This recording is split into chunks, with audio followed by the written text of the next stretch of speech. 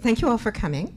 What I'm going to do is just very quickly go over some high points of what I think comes out of the research that I and many others have done about children over the past 30 years or so, and then mostly show some very cute videos, which is always the moral obligation of any developmental psychologist.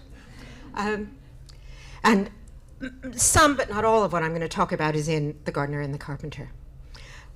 So there's this picture, this idea that has arisen recently that people call parenting, and it's become completely ubiquitous. And essentially the idea of parenting is that parents can do things that will shape their children in a way that will make them come out in a particular desirable way. And in the book, the reason why the book's called The Gardener and Carpenter, I describe this as being kind of like what you would do for almost anything. Being a carpenter or being a writer, being a farmer, any kind of activity, what you think is there's some set of principles, there's some set of skills I can have, and if I do this the right way, things will come out the way that I want them to. And in fact, this vision of what being a parent is like is quite recent. So the very word, of course, mother and father and even parent have been around for a long time. But the word parenting as a verb only really showed up in the United States in the 70s, and it's had this enormous increase since.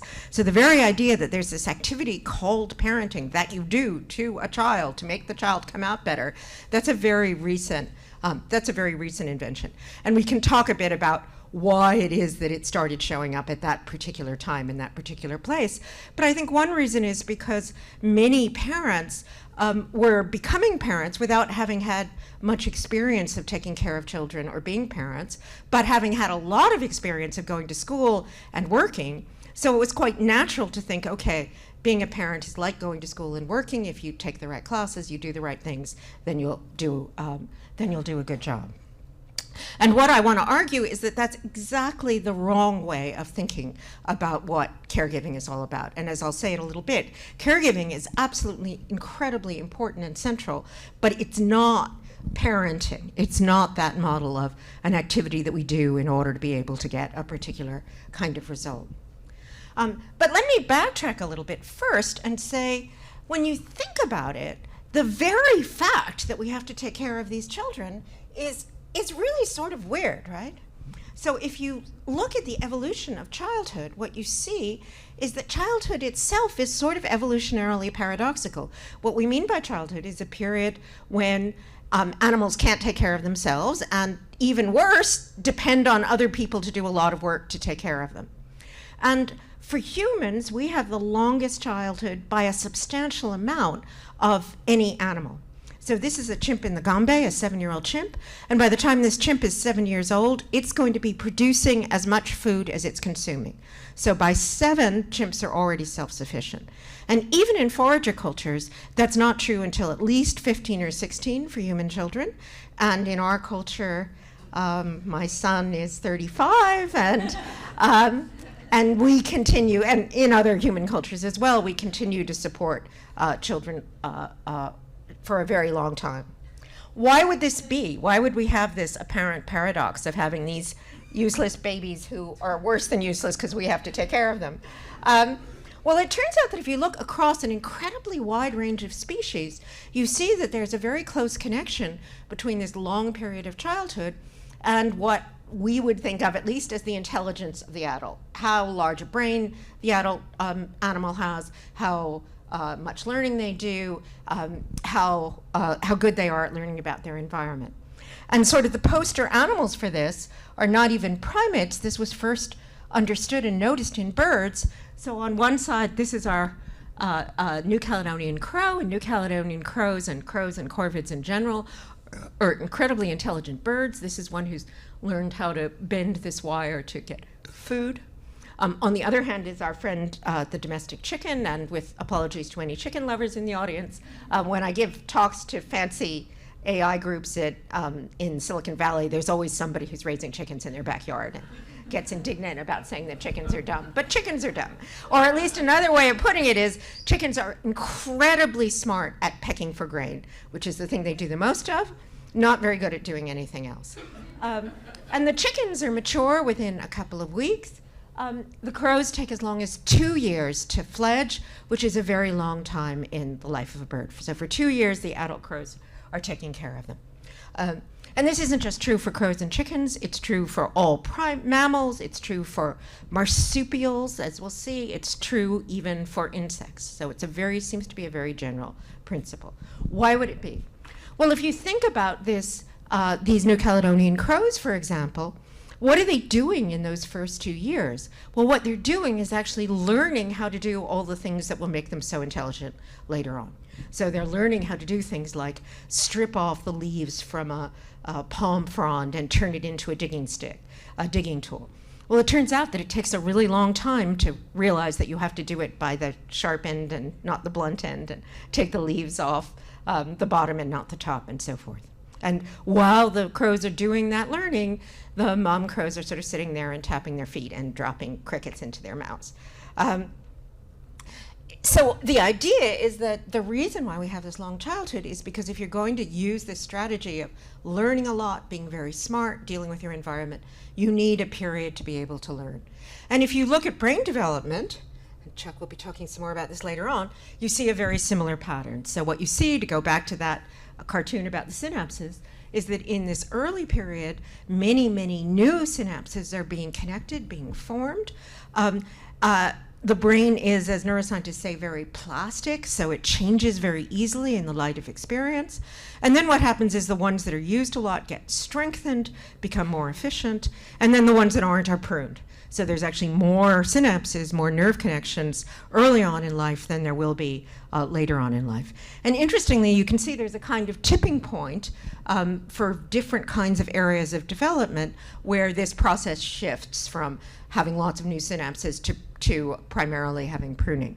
So if you're looking at the visual cortex, for example, by around 1, babies have pretty much wired up their visual system. And that's the reason why you have to do things like correct vision problems very early in development.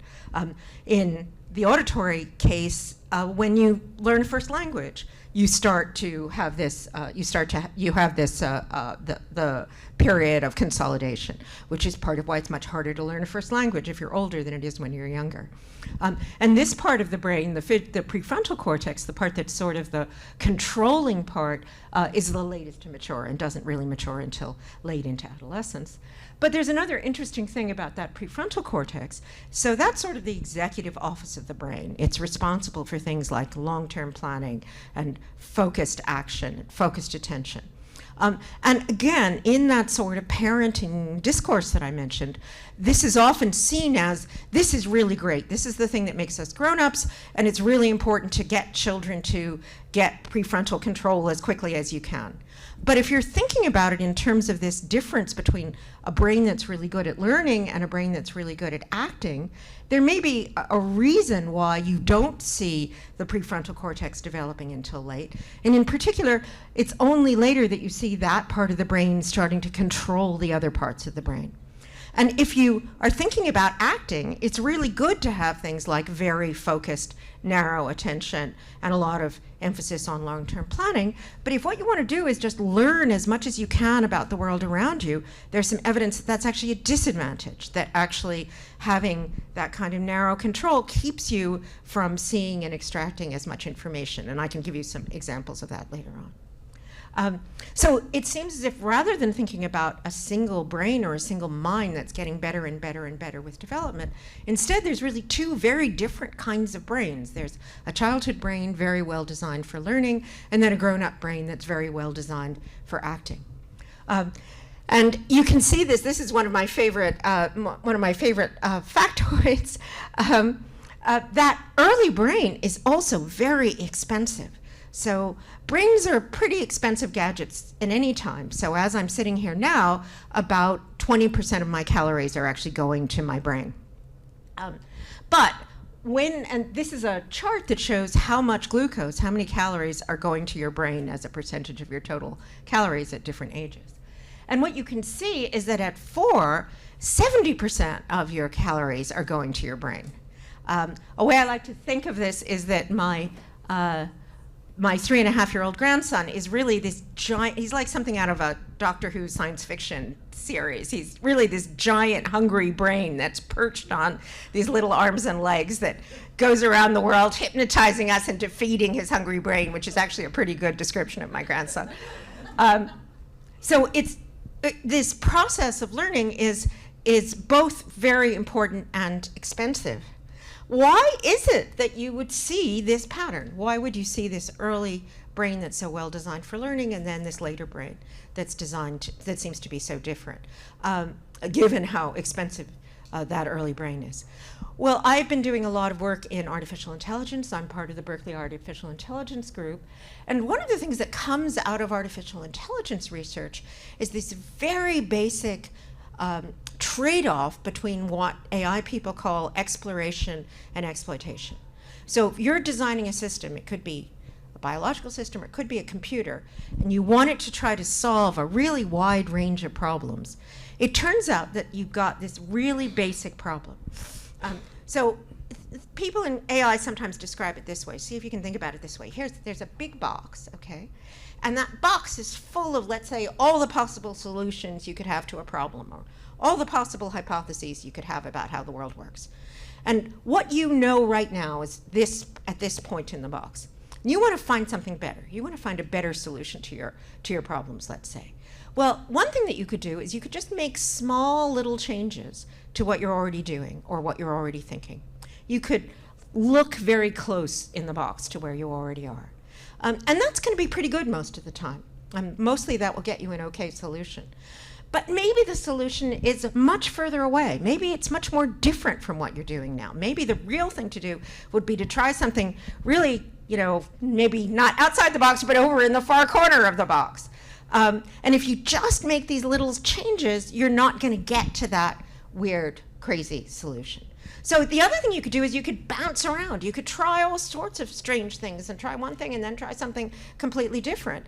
That's going to be better in terms of getting you to new places, but it's going to mean you're going to waste a lot of time trying things that just don't seem to make any sense. You're going to be more random and more noisy and more all over the place. Now, which of those sounds like your 3-year-old, right? The one that's just moving a little tiny bit and making little small changes to what they do, or the one that's noisily bouncing around like crazy and doing all sorts of weird and strange things? Well, in AI, they talk about this as a low temperature search. Imagine that instead of you're like an air molecule versus a high temperature search. And it turns out the solution to these explore-exploit problems is start out exploring. Start out being crazy and noisy and random and doing things that look like they're not making any sense, and then gradually cool off to a good solution. Gradually find the right kind of place in the space and just make small changes from then on. And if you think about that slide I just showed you about the brain, that's kind of like the way the brain works. It starts out searching a much wider space and then it cools off. So my hypothesis, and there's been a whole lot of really wonderful, interesting work about this lately, is that childhood is evolution's way of solving this explore-exploit trade-off. So it's like evolution, right, just like the AI guys realized you need to have this period to explore before you can actually design a system that's going to act and exploit effectively. But this great idea and by the way, one of the things I like about this is many things that people have seen as being bugs of children's cognition or capacities turn out to be features from the perspective of this kind of explore agenda. So things like, it turns out things like being kind of random, doing lots of different things, being noisy, being impulsive, being overwhelmingly curious, spending your time playing. All those things that seem like they might be disadvantages to childhood are actually advantages if you want a system that can learn as much as possible. And part of what I've been doing with my AI colleagues is trying to build AI systems that can have some of those features. Like, it turns out that an AI system that plays does much better than an AI system that just tries to do as well as it can on the standardized test.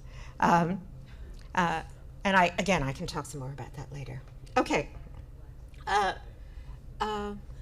This is in the wrong place. So let me give you just one quick example of an experiment that's looking at this. This is actually an experiment that's not mine, but my ex-student Elizabeth Bonowitz.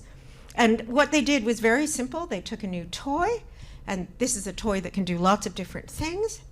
It has 4 interesting properties. It has a squeaker and a mirror and a light. And they simply took the toy and put it in front of 4-year-olds. Hey, Scarlett. What about you? My name is Sydney. Hi. The museum gave me this really weird toy. It's so weird. I've never seen this before. Oh, oops. Did you hear that? So she accidentally bumps against it and it squeaks. Weird. I've never seen that before. That is so weird. This is a really cool toy, Scarlett. I want you to play with it and see if you can figure out how it works, okay? Can you let me know when you're done playing? Okay, great. And what you can see is, as you would expect from a 4-year-old, she gets this cool new toy. It squeaks. She tries seeing how that squeaker works, but then she looks and finds that figures out that there's a mirror there. She Keep playing, okay? She finds out that it'll do all the other kinds of properties that it will have. And pretty much what you'd expect from a 4-year-old with a cool new toy that she's exploring. But I should add that we've done experiments, and there's been a whole bunch of recent experiments showing just how systematic and intelligent this playing is, just how well designed it is to actually figure out what's going on in the world. All right, this time it's almost exactly the same, but there's one difference, and see if you can see what the difference is. I'm going to show you my toy. This is my toy. Isn't it cool? Yeah. And there's the ball in there. Yeah. Okay, I'm going to show you how my toy works, Isaac. Watch this. Did you hear that? Yeah. That's how my toy works. I'll do it again, okay? Okay. Wow. This is such a cool toy. Okay, so I want you this to play time with she my says, toy now and this see is if you my can toy and tell I'm me going to how show it you works, how okay? it works. Can you let me know when you're done? Okay, great.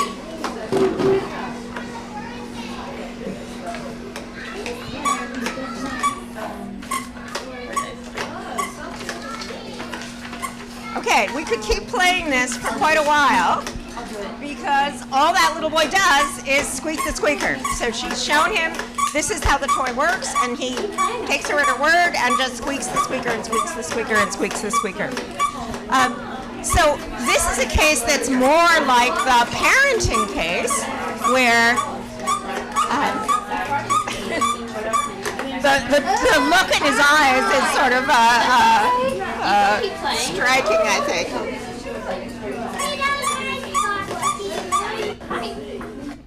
And this is consistent with, again, other studies which suggest that although, giving instructions is helpful if you want a system to be able to do one particular thing, whether it's a 4-year-old or a robot, but it has the disadvantage of narrowing the range of possibilities, narrowing the range of things that you can do, so that you only are doing the thing that you've been trained to do instead of going out and exploring and finding all the other things that you could do. Okay, so that's the first half of the story, is about just what great explorers children actually are, how good they are at exploring, at figuring things out. But there's a flip side to that, which is, as I mentioned with the crows, in order to be able to explore so widely, children need to be in a setting where they feel like they're protected and nurtured. So they need the flip side, is someone needs to take care of you during this period of childhood. And here's one of my favorite recent experiments that I think demonstrates this really dramatically. One of the oldest findings in all of psychology, going back to the very beginnings of psychology, is this. You put a rat in a maze, it goes down one arm of the maze, nothing happens, goes down the other arm of the maze, and there's a shock, and the rat will never go down the arm of the maze that had the shock again. Very foundational psychological finding. And of course, this makes a lot of sense. It keeps the rat from getting shocked. It also means that the rat's never going to find out that maybe there isn't a shock every time. Maybe sometimes there's cheese at the other end of the maze. Well, it turns out that if you do exactly that experiment with juvenile rats, with young rats, you get the opposite effect. So the rats actually prefer to go to the arm where there's the shock, which seems totally bizarre. They'd rather do that. But there's a catch, which is they only do it if the mom is present. So if they can actually see that their mom is sitting there, then they'll explore the arm that actually has the shock and find out about things. And recently, Nim Tottenham, who's right here at Columbia actually, showed the same thing is true with 3- and 4-year-old kids, although they had an unpleasant noise, not a shock, but it was the same phenomenon. So just the cue for a rat that mom's here, at least implicitly, seems to be, look, I can find out about this and nothing really terrible is going to happen because mom is here. And we've been doing some other work showing that kids think that this is true as well. So how does this caregiving piece work? This is a big project that we're looking at now. And just as the human children seem to be the most intelligent and the most exploratory, humans also have the widest range of investment, the greatest amount of investment in the children. And we have what I think of as the investment triple threat. We have pair-bonded fathers. Only 5% of mammals actually have fathers who are attached to mothers and involved in caregiving. We have alloparents, as I highly recommend this great book by the anthropologist Sarah Hrdy, people who are not biologically related to children, but who nevertheless are involved in caring for children, very characteristic of human beings. And we have my personal favorite, grandmothers. So if you look carefully behind those 3 beautiful grandchildren, you can see there's a grandmother lurking in the background. And humans have continued to live for 20 years after menopause.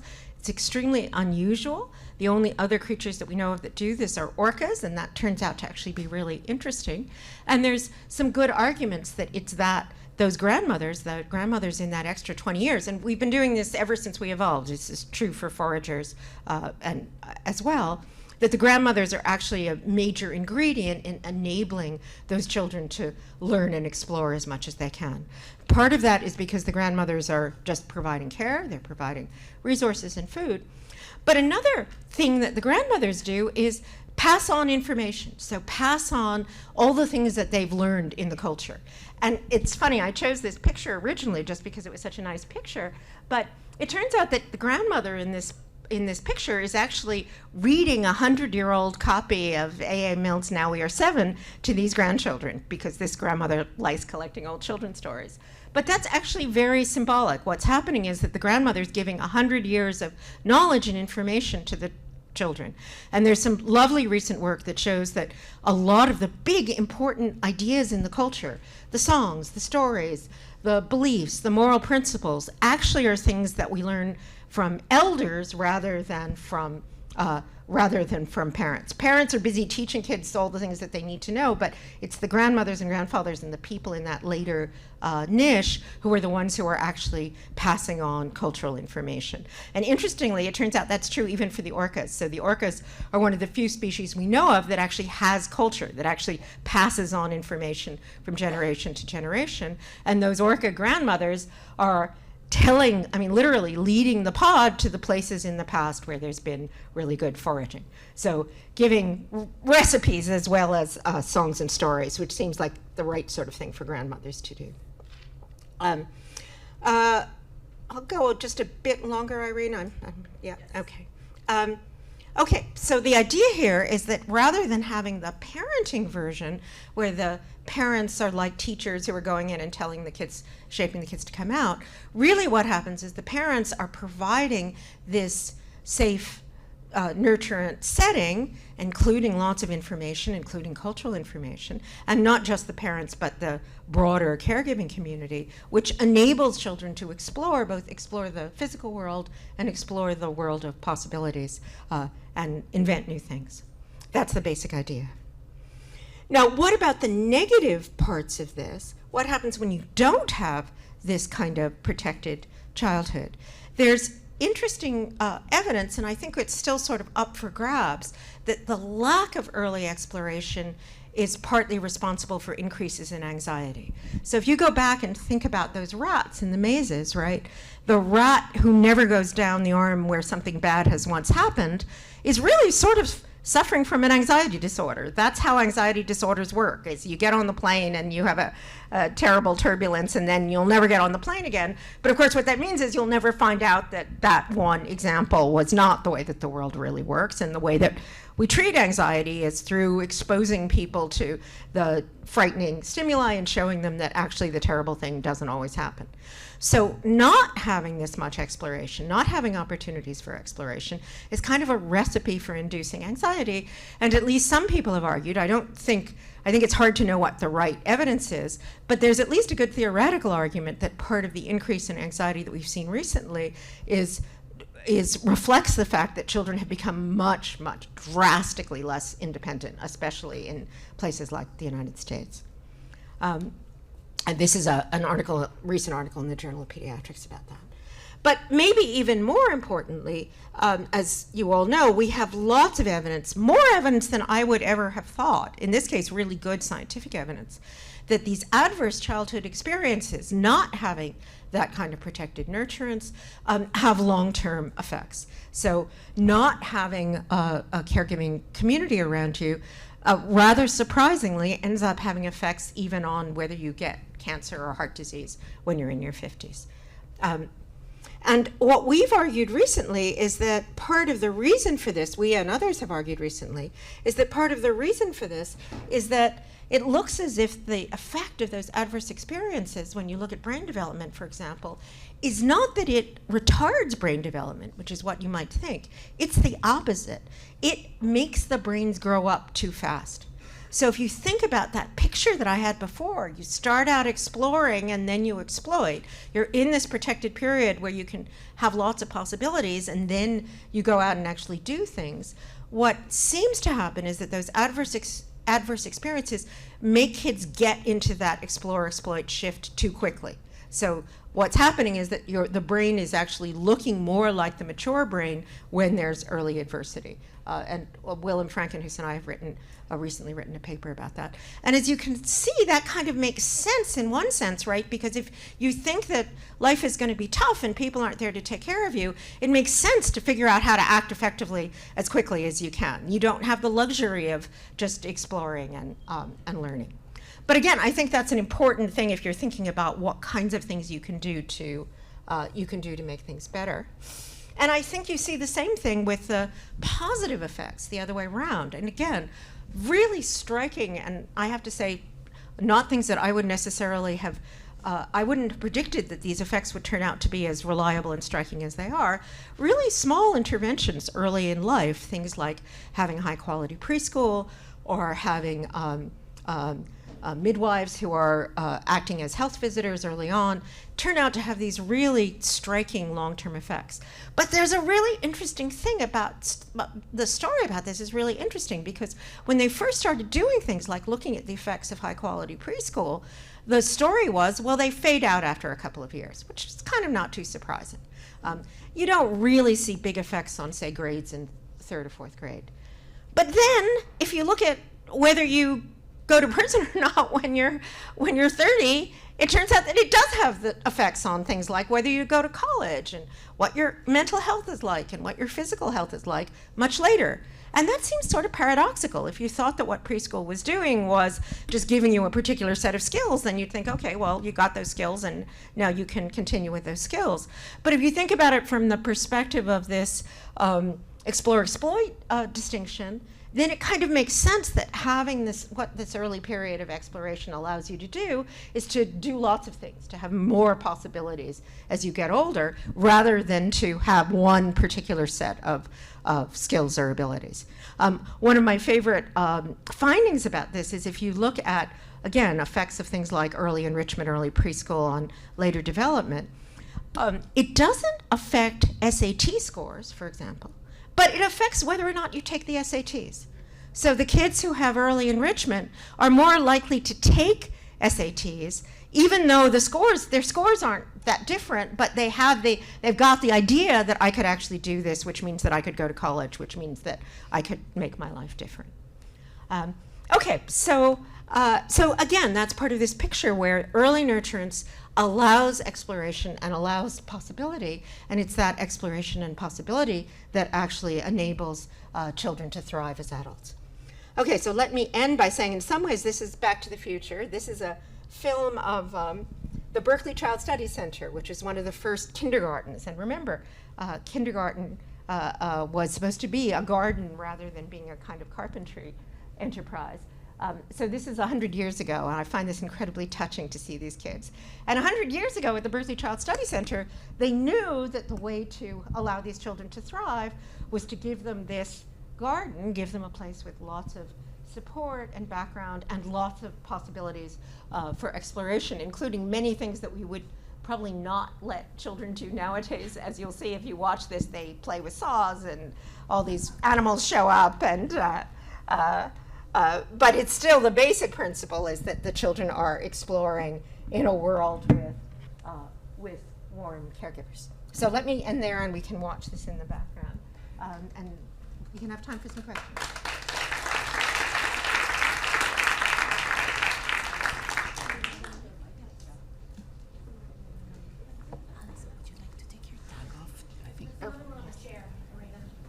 I guess they know who I am.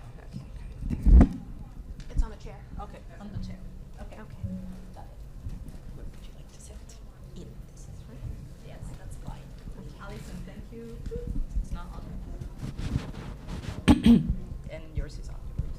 Thank you so much, Alison. That was fantastic, I think. I would love to start with what we'll have time for questions. So I'll just ask a couple while you guys like warm up and think about what your first questions are. I would love to start with something that you mentioned about how we got here from an evolutionary perspective, in the sense that before we had wider communities that were caring for children. And now we have the nuclear family, right? Which is very different from how we got here. So what can we actually do care without sort of a wider community and without this intergenerational aspect that you were alluding to when you spoke about, you know, the grandmother, the role of the grandmother? Well, what we've done is we've got some institutions like preschools, for example, and schools for that matter, right? Schools are only 100 years old, that are institutions that we've invented to try and serve this job of caregiving. But I think that there's a good argument to be made that things like the greater mobility and especially this intergenerational separation, which is relatively new and relatively something that's happened in the West, has had really negative effects on our capacities for caregiving. So for most of the time, the generations have lived together, and I think we have I think this is one of the biggest challenges that we're going to face is as we have more and more older people, I think we have lots of evidence that separating off the older people, you know, sending the kids to school and mom and dad to work and the grandparents to Florida, that's a terrible way of running our lives, both in terms of caregiving and also in terms of the well-being of older people. That there's lots of evidence that older people do much better if they're engaged with preschoolers, and vice versa, that preschoolers, as I say, are learning special things from the grandparents that they couldn't learn just from the parents. And in many ways, other countries, less developed countries, are much better exemplars of that kind of caregiving. One of my particular favorite ideas is that we should have a preschool class granny. So what we could do is we start going to have early childhood in California, for example. We could just hire someone, not someone with an ECE degree, just a local grandmom, and pay the equivalent of twice your Social Security to just sit in the classroom and be the classroom grandmom and be able to have that close personal relationship with those children. And I think there are tons of grandmothers who would love to be able to do that, and it would be something that would be really valuable for children. Let me just say one more thing. I'm currently involved in a big project. Michael is actually part of this, thinking about caregiving. And caregiving is sort of invisible. If you look at psychology, economics, political science, all the ways that people think in those disciplines don't apply very well to caregiving. And in particular, the kinds of mechanisms that we're used to using for developing resources in a society are basically either markets or states. Those are the two ways that we take care of things in economics and political science. And neither of them work very well as a model for caregiving. Now, obviously, having state preschool is important, but caregiving seems to happen in these close personal relationships, and they're kind of invisible. They don't show, whether it's caregiving for children or, say, caregiving for elders or caregiving for the ill, it's just invisible. It doesn't show up in the GDP. It's not something that anyone pays any attention to. And what we're trying to do is get people to pay attention to it. And I don't think we're really, there's obvious things that we can do, like have family allowances and preschool, but I don't think we're really going to solve the problem until we go beyond just thinking about markets and states as the solutions. One last thing I'll say, though, that I think is interesting is in some ways the direct transfers, direct financial transfers, are kind of a way of just trying to empower the people who love each other to be able to care for each other. And I think there's reasons why those have actually been effective methods, more effective than you might imagine. Right, but I guess it's kind of a paradox, right? I mean, caregiving is maybe the most important thing for our, for how we become like as adults, but yet not only does it not show on our GDP, we usually completely undervalue it, right? Preschool teachers are the least paid, internationally. A lot of countries don't have maternity leave or allowances for families. So how do we turn that around? I mean, you mentioned the project you're doing, but how do we actually get the people to understand that that caregiving is so important? Yeah, I mean, I think actually the middle class parents that I was talking about at the very beginning, who it's easy to sort of feel like, oh, okay, well, they're the high investment, parents who are obsessed with shaping their children and so forth. I think they suffer from it too, right? I mean, I think it's like even very well-resourced parents are in a position where even if you have money, not having a grandmother around who you can ask questions about, or not having a range of different people that your baby can interact with, not having people who could teach other people. Those are all things that we all are suffering from. And I think part of the sort of parenting industry was an attempt to try and fill that missing space. I do think that there are some things that we could do. We could change our, here's another example. So I mentioned the grandparents in the preschools. Here's another example. The only legal recognition we have of caregiving is marriage. And that's kind of weird. Like, I mean, love is wonderful, but heterosexual relationships between men and women are like not the most reliable relationships that we know of among human beings. And we don't have, designated godmothers and godfathers who are going to be there for children. We don't have a designated daughter who's going to care for an elderly parent, where you could say, okay, I'm the person who's both going to get an allowance every month to help me do this and going to be legally responsible for taking care of this person. Or even, if you just think about friends, having someone where you could say, I am in this relationship with this friend, and I'm going to celebrate it. We're going to have a party, and we're going to have a legal status that suggests that. One of the things, Anne-Marie Slaughter is part of this group that's working on caregiving, and an interesting suggestion she's had is that parents of children under 5 should have a special legal status, so that you're actually in a different, if you're a caregiver for someone under 5, you're in a kind of protected category, and you're going to have various kinds of rights and transfers that are different from just other people. And then again, we'll have responsibilities. So I think it's just open, but I think we need to start. Oh, one more thing is that the physical environment plays a big role in this. So one of the things that's happened is that we have nuclear families with parents and children all living on their own out in the suburbs, that's very different, again, from the way that we've lived most of the time. And there's really an interesting sort of spontaneous movement. It was interesting with COVID. A lot of what happened was that people started moving in with each other. And I think people now are saying, oh, that was really good. Actually having my mom around with the children was really helped. That was a good thing to have. And there's more and more emphasis on having, granny flats. Are called granny flats for a reason, and trying to change the built environment so that we could have a wider range of people involved in caregiving. Yeah, all for the special status of parents under fives and all of that.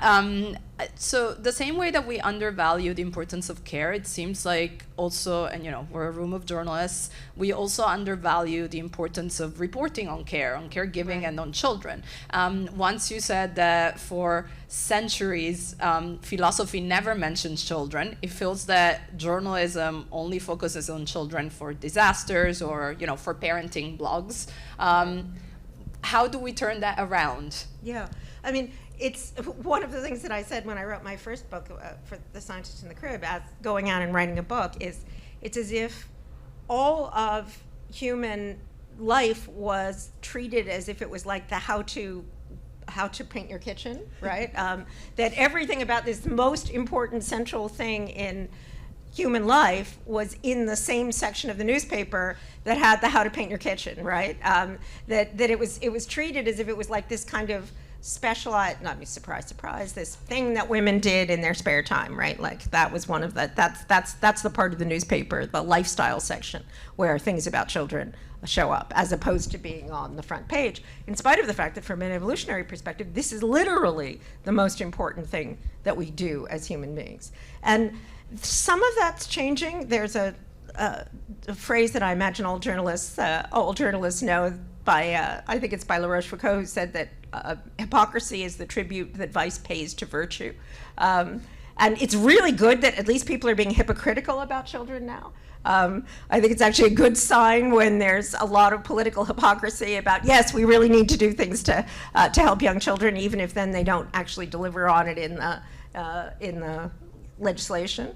And it certainly has changed over the last 20 years, but I think it's still true for people who've been working on this for longer than I have, that it feels as if it's always on the verge of being something that's being taken seriously politically, and it never quite gets there. Another thing that I think is hopeful is that it's also, because it's in this funny position of not really being about markets or states, it's local, it's about individuals, it can cross political boundaries. So some of the places that have preschool, for example, in the United States, the red states actually were among the first to actually have good preschool programs. So it seems as if it's something that could really not necessarily be associated with political polarization in the States or in other places. It's something that everybody cares about because everybody looks around and sees children and has children. Right, but until you do have children, sometimes it's hard to bridge that gap. Like, we were all children, but it's, Right. we forget about our childhood. It's almost another paradox. And it's almost like we enter another stage, and until there are children that are very close to us, we don't seem to care from a societal perspective. Yeah, one thing that's interesting, there was just a very, very interesting paper that looked at an analysis of who takes care of children in forager cultures. And there's alloparents and grandparents, but it's older siblings. And I think that's another really important piece. So for most of human history, by the time you were an adult, you had taken care of not just your own little brothers and sisters, but you'd taken care of cousins, and you'd seen care, you'd been involved in caring for children. So for most of human history, we did know about children, and we had been taking care of children until we became adults. And our age-segregated schooling means that now children don't get very much of an opportunity to take care of other children. There are some nice programs like Roots of Empathy in Canada that have tried to bring children into the classroom. But I think that's another thing that we could do that would really make a difference. Like, create a continuity. Questions? So many. Mm-hmm. Okay. All right. A rowing mind coming your end. I Thank thought. you. Here in the U.S. and I imagine other countries, there's been a real, like a big emphasis on academic recovery and sort of rigorous, structured education in the aftermath of the pandemic to catch kids up. I'm curious what you think the implications of that might be for early childhood development, given play and self-guided exploration and almost like frenetic noisiness can be so conducive to development. Right. Yeah, I mean, I think up till about 5, when you're talking about preschool, I think the evidence is quite clear, and that what you want is this kind of general exploration and play. What you want is the garden where children are exploring, like the picture from 100 years ago.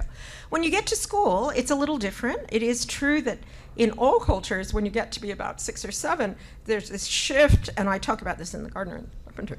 There's this shift to, all right, you've been in explore mode, now you're going to make this shift from explore mode to exploit mode.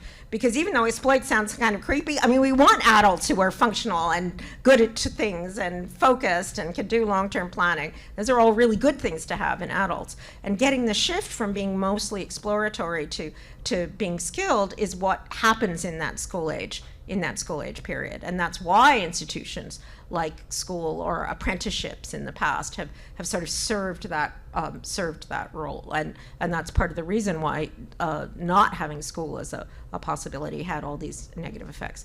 But I think we're saying that the other part about the pandemic was that it really turned up this thing that had already happened, which was children not exploring, not being able to go out into the street and not having a community of kids that they were spending time with. And I think that has as much to do with the negative, maybe had as much to do with the negative outcomes. But I think for preschool, it's funny because if you talk to any preschool teacher or anybody who's in the field, all the psychologists, all are in agreement that making preschool more like school is not a good idea, but there's still pressure from the educational establishment, from administrators, and from parents to try to do that, to make it be more and more like school. And I think everybody thinks that's a bad idea. I just wanted to get a clarification. When you were talking about the lack of exploration leads to anxiety in kids, so are you saying that they need to have more independent play as, infants and toddlers, and then that will lessen the chances of anxiety? We don't, now I want to emphasize that there's not clear data about it. We don't have randomized controlled trials because it's hard to know how you would do randomized controlled trials. But what we do know is that the mechanism for anxiety seems to be this phenomenon where you don't explore. So I think there's a lot of evidence for that in adults and even in rats, that the mechanism for anxiety is something happens, you're frightened. The result of being frightened is that you don't explore. That means that you're stuck in this loop where you don't find out that actually things might be all right. You don't figure out how to cope with the danger, and then that's kind of then you're thinking about, oh, there could be other dangers, and that's how this kind of loop of anxiety happens. And what the people in that Journal of Pediatrics article have argued is that what is definitely true is that the amount of independent exploration has gone radically, drastically down for school-age children compared to what it was like in the past. And any of you, if you saw Stranger Things, one of the things that everybody said is, oh my God, those kids, they're out there on their bike and they're going out by themselves and they're, 7 or 8 years old. And that's really genuinely changed. And the hypothesis is that might, at least in part, be responsible for some of these increases in anxiety. That would at least theoretically be right. I don't think there's really good data about it. I would shout out, there's a great organization called Let Grow, which people here may know about, which has done a really lovely job of trying to find ways to let children explore more in our current society, in our current setting. And it's difficult, right? Like, I mean, if everything's really far away and there's no grandmothers around, it's hard to know how would you actually get children to be able to go out and explore. Let me add one thing, though. Now I'll be mean to the journalists. I think there's quite a bit of evidence that the journalistic language about things like child abduction has really played a negative role in this, that the extent to which the extent to which parents are terrified that something awful is going to happen to their children if they go out into the world, and how little that is related to the actual facts, the actual dangers to kids. I think that's really played a role, and journalism, and you can see why, right? It's a really dramatic story if a child is kidnapped in a playground. You can see why you would emphasize that, but of course we also know that there's these kind of availability heuristics where then, even though that's an extremely rare event, which is the thing that makes it newsworthy, for parents that becomes the thing that they are thinking about when their child is going off to the store. So some of the things that Let Go has done is taken, for example, the fact that we have a school and actually said, okay, your assignment is to go to the corner and get a pint of milk. This is your child's assignment, is to go off by themselves, go to the store, get milk, buy it, and bring it back again. And parents are kind of willing to do that in a way that they might feel guilty if they just said, we need milk, go to the store and get some milk. Hello, I'm Luisa from Brazil. Thank you. I was thinking about teachers. Do you know if you have any evidence about what happens with teachers' brains? Because they are taking care of children all the time for years and years. Yeah. And I don't know if you're some overloaded, and I think it's difficult. Yeah, I think that's a really good question. One way that I've been thinking about this, and I don't quite have the snappy words for it, is this explore exploit is a nice snappy distinction, but I think there's actually 3 different ages that come with 3 different kinds of intelligences. There's the explore intelligence of childhood, there's the kind of exploit resource intelligence of adulthood, and then there's this care teaching intelligence. So the kind of intelligence that you need to care for someone else and to pass on information, that sort of grandmother intelligence, is very, very different from the kind of intelligence that you need to be able to successfully go out and get resources and do well in a dominance hierarchy and all the other things that we do as adults. And we know very little about the kind of intelligence that's involved in caring and teaching. But it's really different. It's not as simple as just saying, oh, okay, well, I have a bunch of information, I'm going to give it to you. Part of the niche of caring that makes it so interesting here's the abstract way of thinking about it. Usually what happens is people are going around, they have goals, they're trying to fulfill their goals, they're trading off their goals with those of others. When you care, what you do is take on the goals of another person. And not only that, but you actually want to do things that will make the other person be able to have their own goals, right? And those goals might be completely different from your goals. You might not even think that those are the best things for that person to want. This is very vivid if you have elderly parents or if you have teenagers, right? But it's still, if you care about them, you still want them to be able to accomplish those goals. And that's a very complicated kind of intelligence. It's a very difficult cognitive task, and again, one that nobody's paid any attention to and we don't know anything about. When I used to give this talk, when I first started giving this 3 ages kind of talk, I would say, look, imagine this. The 35-year-old white male psychologists are convinced that they are the peak of intelligence and everything else is just building up to it or falling off from it. And believe me, if you spend a lot of time in Silicon Valley talking to AI people, they really have that picture. It's part of the reason why I think they're worried about having AI, because they think they're the peak of the world, and if something was more like them, it would be even more powerful and important. But of course that makes no sense from an evolutionary point of view, right? It wouldn't make any sense. If it was so great to be 35, you could have a 35-year-old brain. And the thought is that this period of childhood and elderhood that come with really foundationally different kinds of intelligence are just as important. So those exploring learning children, and then those caring, teaching elders, and of course adults can both do exploration and caring and teaching, but those sort of really distinctive characteristics at either end are the ones that are really making us human. And I used to just be a bit snarky about this and say, oh, come on, those guys think they're the center of the universe, and actually all the work is being done by the kids and the grandparents. One of my slogans is that we're really human until puberty and after menopause. And in between, we're just sort of glorified primates who are going around and getting mates and climbing trees and getting resources. I have to say, now that my children are older, I now feel like, oh my God, those poor 35-year-olds, right?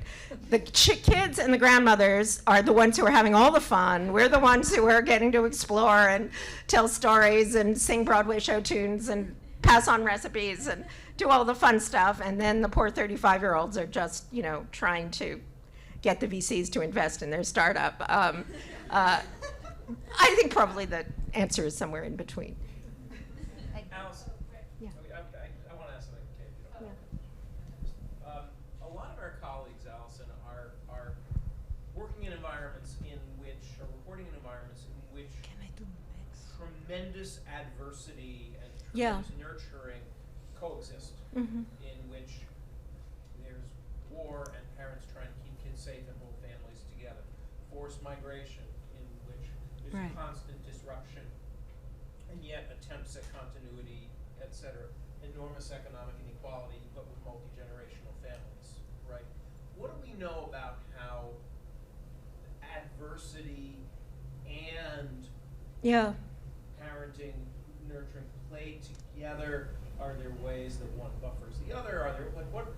Talk about everything you're talking about in that kind of a complicated context. Yeah, that's a very good question, and I think the answer is we don't know. All the work tends to be done in a relatively small, across a relatively small range of cultures. So one of the things that we're doing now with this project is to look at caregiving and attitudes towards caregiving across cultures. But one thing that I think is important to say about the adverse experiences literature is that there's tremendous resilience at the same time. So children who are undergoing adversity are more at risk for all these adverse outcomes, but it's still true that most children are not going to end up with these adverse outcomes. And one of the most interesting things that people have tried to work out is what are the factors that are leading to resilience. And this kind of extended caregiving seems to be one of the most important ones. So that even just having, you know, and again, if you think about it in terms of this idea of possibility, having somebody around who can model, you know, maybe it's a teacher, maybe it's a great aunt, oh, this is what nurturance is like, seems to be one of the more important protective, one of the more important protective factors.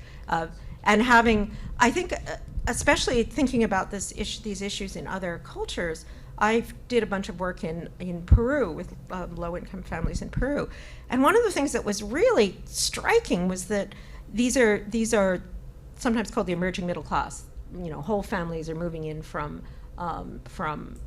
the country into the outskirts of Peru and of Lima, and they're actually building their own housing, and then another family will come on top of the family that's already there. Very low income, but enormous extended families. So if you ask the kids in the preschools there to you know, draw a picture of their family, there wasn't enough room on the paper for it. And the painful thing was that in the preschools and the schools that were serving these families, there was a lot of suspicion about those extended families. So that, you know, the teachers would say things like, the teachers would, you know, have worksheets that they bought from some American education company, and then they'd say, we don't want the grandmothers here, because the grandmothers are just, they're old-fashioned, and they tell the kids all sorts of things that aren't what we really want to teach them. We want them to be modern. We want them to have modern skills.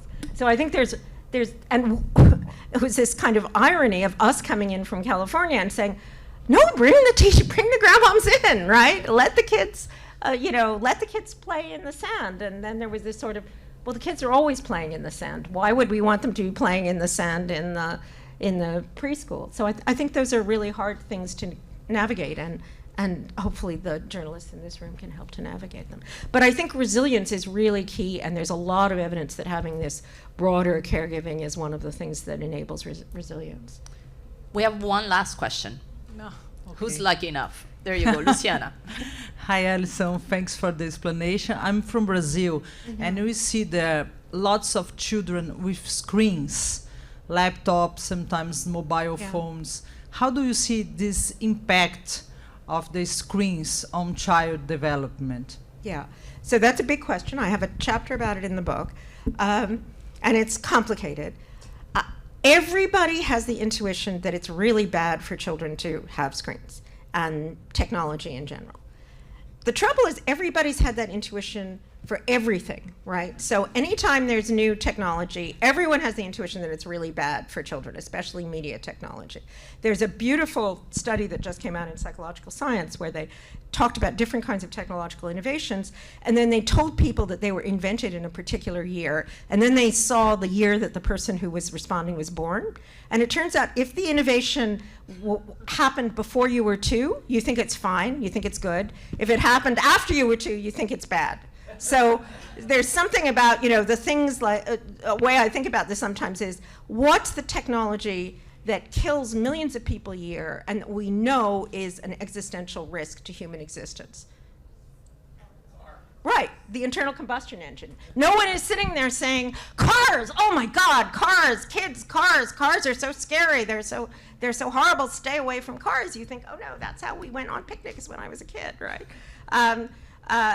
So I think that's an important caveat. And then the other caveat is, when there's been systematic studies, and there have been systematic studies, you just don't find consistent relationships between screen use and negative mental health. What you find, not surprisingly, is it's complicated. And for some kids, some kinds of uses of screens are helpful. And for other kids, if a kid's going to be bullied in the schoolyard, then they can be bullied online as well.